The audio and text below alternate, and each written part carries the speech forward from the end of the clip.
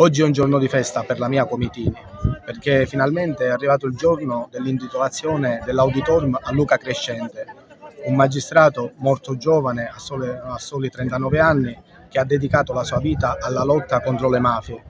Un magistrato che ha inflitto alla mafia durante il processo Agragas più di 2 secoli di condanne.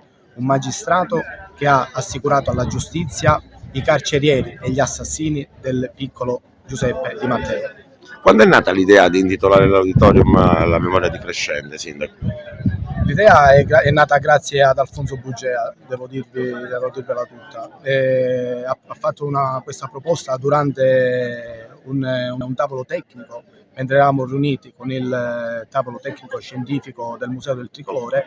L'idea è piaciuta a tutti, proprio perché questo magistrato si è distinto per la lotta alla mafia e perché è stato quello che comunque, come dicevo poco fa, ha assicurato alla giustizia i carcerieri e gli assassini del piccolo Di Matteo, e a unanime abbiamo accolto questa iniziativa del dottore Bugea, che ringrazio.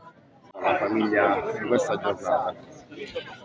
Naturalmente è grande emozione e la consapevolezza che iniziative come queste sono percorsi di legalità, perché la memoria va sostenuta, e volere oggi intitolare questo auditorium alla memoria di Luca Crescente, giovane magistrato della direzione distrettuale antimafia, vuol dire volere sostenere quelle idee che di Luca sono state, il giovane magistrato antimafia che ha dato un grande contributo al territorio agrigentino.